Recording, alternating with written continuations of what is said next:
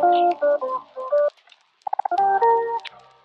guys, what is up and welcome back to my channel. As you guys can tell from the title of today's video, I wanted to sit down and do my March wrap up. I almost said April.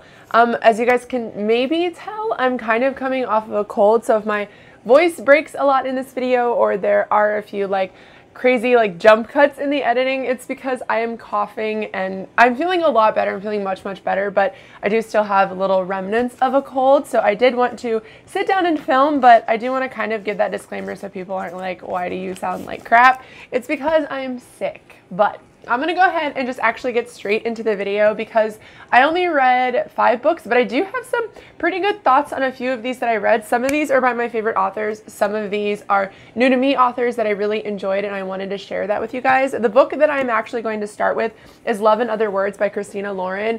I ended up rating this, let's see, 3 stars, and the reason I rated it 3 stars, if you're not familiar, I love Christina Lauren. I think that they can pretty much do no wrong in my eyes previous to reading this book. This book actually follows our 2 main characters, Macy and Elliot. Macy's our main character. Elliot is her first love from when she was a lot younger. What the story actually follows is when Macy's much younger, her mom actually dies, and her mom leaves a list for her dad of things that need to be done for Macy as she's growing up. Not in a very controlling way, but in a way of, I want to be there. I want to be a presence in her life even after I've passed. Her dad is actually my favorite character of this book. I think that he's the most realistic. One of my favorite parts of this book is actually when Macy finds his porn collection in his closet. But what the book follows is they get a summer home. That was something that her mom actually requested be done. When Macy comes home and she's really stressed out, she's had a bad day at school, and you can just really feel that the world is pushing her on her shoulders to take her away for the weekend. And her dad really takes that literally and ends up getting a summer cabin home. So Macy and her dad do end up spending a lot of time there. Macy does fall in love with a boy named Elliot. They start out as friends. When this book first starts, it actually starts in present day. The thing that I liked about this book is it does jump back and forth between when they first met and how things are now. When you first start the book, they are rekindling or re-meeting each other 11 years from the last date that is talked about in the past of this book. I thought that was really cool. Something you find out at the beginning happened between the 2 of them, and they haven't talked in a long time, but Macy actually sees him out at a coffee shop one day, and all of the emotions, all of the memories come flooding back for her, and I really liked that. What I did not like about this story is I didn't actually really connect with Macy, and I think that really hit me pretty hard because I do find Christina Lauren's characters to be very realistic, but also very fun and relatable in a way. I just feel like they're very dynamic, and I feel like Macy really lacked in that way for me. Also, when it comes to her and Elliot, I didn't really enjoy their relationship. I didn't enjoy Elliot as a character either. There's a lot of times in this book where he really likes her, you can kind of tell, and Macy's very standoffish about having a relationship with him because she has lost her mom. She, doesn't want to let people in for fear of them leaving later on in the future. You can kind of see sort of what's going to happen and why they stopped talking. I'm not going to speak about it here just in case, but it was really predictable for me at the same time. The only other thing that I didn't like about this book is when it is the past perspective, when it is Macy's memories from when she's much younger, I didn't enjoy the writing style. It's weird because I liked autobiography, which is written obviously for teens and young adult books, and I did like that perspective in that book, but I feel like the younger perspective in this book was written very weirdly, and it seemed kind of choppy. When you're going back and forth, when you're reading about present day, it seemed very lush and kind of, it was very well done. Just the dialogue, the relationships, everything was really good. But when you jumped back to the past, like I said, I felt like it was very choppy. I felt like it was very bland, and I didn't enjoy that, and I didn't like the dynamic of that. Maybe it is because it was a simpler time for Macy and Elliot. I don't know, but I just didn't really enjoy it. I did like overall the story. I mean, I thought it was cute. A lot of the writing style, like I said, from the present day perspective, I really enjoyed. I like the relationships from the present day. There was just a lot about the past perspective that I did not like. I feel like this could have been done better if it didn't have the jumping. I think that it wasn't done in the best way. It wasn't the worst I've ever read when it comes to that, but it wasn't the best. And I feel like this could have benefited from being a one story, one perspective, not present and past, just currently present, working through the past kind of thing. I feel like this story would have been a lot better for that. So like I said, I had to give it 3 stars. I didn't hate it, but I didn't love it. And it's really sad because I adore Christina Lauren. The next book I want to talk about, as of right now, I haven't actually reviewed on Goodreads. I have been kind of lacking with that, with being sick and with working a lot. I'm just like really struggling to keep up with everything. But I did also read Star Wars: The Old Republic Deceived. This is going to be really hard to show on camera because it is a library book. This actually follows Malgus. Malgus is a Sith, if you guys are not familiar. I love the Old Republic stories. I did also read Revan. I think this one actually was written a lot better. I liked the format of the book a lot more. I felt like the words and the dialogue and everything were a lot richer than the first one I read. This one is written by Paul S. Kemp. These books are written by completely separate authors. What this book actually follows, this is where Malgus initiates the attack on Coruscant for the Jedi Temple. If you are not familiar with the Old Republic, it was a very important battle. The Jedi Temple is obviously incredibly sacred. Coruscant was considered like a place that the Jedi could go to really get away. It was kind of considered a neutral territory. There's a lot of talks like peace treaties between the Sith and the Jedi in this book as well. What I really liked about this book, I thought the characters were phenomenal. There were actually 4 main characters in this. I wish there was more Malgus. There was enough of him that I really enjoyed that. Sith are my favorite. I think that they, for me, are the most dynamic. I feel like they have the most backstory. I feel like they are the most interesting in a way. Jedi are interesting, but not my favorite. My other favorite character in this is actually a Jedi. Her name is Erin, but she does kind of go off the beaten path when it comes to being an actual Jedi. And the other characters are Zered and Varath. Varath is a spice dealer, or like he's like an insurance claim kind of guy for the Hutt cartel. And then Zered is actually a smuggler in this book. So you do get a lot of different perspectives on this. Obviously, the 2 that I honed in on were Malgus and Erin. I thought they were the most interesting. I did overall really enjoy the story. It was nice to be able to experience it in a written format. Obviously, as somebody who has played the video game and is more familiar with the overall Star Wars universe, I did think it was a good addition to it. Now, people are asking me if these books are canon. I do not know anymore, because for me, that was kind of the downside to reading Star Wars or getting into Star Wars. A lot of this stuff does kind of get muddled. You don't really know what's canon anymore. There are a lot of incredibly older books that, you know, like, is that canon anymore? Like, Disney has made a lot of things, unfortunately, not canon because they have taken over the universe. It's all kind of up to speculation.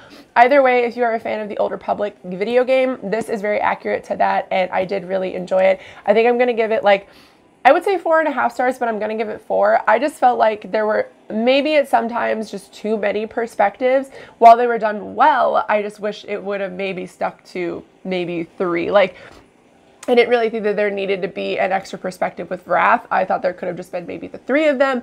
I did like Zered's like overall story. He is, you know, becoming a smuggler to try to get money for his daughter who is injured and she does not have fully functioning legs.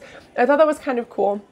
But overall, I wish it would have just been maybe a little bit more Malgus and Erin and a little less of just a bunch of other perspectives. That was the only real downside to this book that I saw, even though those perspectives were done well. Now, the next books I want to talk about are all kind of in the same genre. The first one is Bloom. I'll put a picture of it here on the screen. I think I have it on my shelves behind me, but I honestly can't be bothered today. I am just not feeling the best. Bloom actually follows our main character, Ari. Ari works with his parents in their bakery. This is a comic book. This is a male-male romance comic book. The art style on this is stunning. If I can find a picture, I'll put it up. If you follow me on Instagram, I've talked about it. I just really liked this. I ended up giving it 4 stars because I felt like there was a few things that I didn't like about it, but overall, one of my favorite things for stories is like parent relationships with their children, especially when they are done well. Ari does struggle a lot with his dad because Ari wants to go on to be a musician. He doesn't want to stay and work in this you know, bakery with his parents, even though that is like their family business. He just wants to do something for himself. And then he does decide that, okay, well, I'll find a replacement for me, and that's where Hector enters. And obviously him and Hector do have a little bit of a love relationship and, you know, do kind of have like a budding romance. But overall, I just really liked it because I love Ari's relationship with his parents. Like I said, he does struggle with his dad because they do differ on opinions on what Ari should be doing with his life, but his mom is an incredibly loving and supportive woman. And later on in the story, Ari and his dad do kind of work through their stuff. So I thought it was done really well, like the relationships, as well as Hector as his own character. He is coming back to the town that Ari lives in to kind of take care of things with his mother's house, I think, either his mother or his grandmother. and they have passed away, and he is living in their home and trying to kind of clean it out and, you know, move on, like take care of things for the family. And I really liked his storyline as well. I thought that his friends were really well done. I thought that the supporting characters in this were really well done. I struggle with reviewing comic books sometimes because a lot of my review is based on the art, because there is not a whole lot happening. Like, you know, it's not writing a story. You have to kind of form your opinions based on the art and the dialogue between the characters. And I still thought it was done really well. The only reason I took a point off for this book is there is a part at the end of the book where Ari and Hector sort of start their relationship.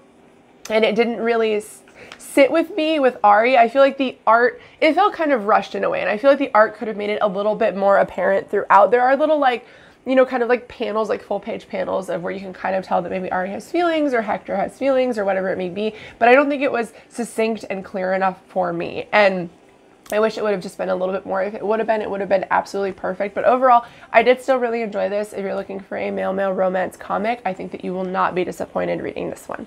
The next comic that I actually read this month was Space Boy Volume 3. This actually follows our main character, Amy. This is a pretty simple comic book, but I think it adds a lot of, I don't know what you would say, like good life lessons. And if you know me at all, that is something that I really value in the books that I read.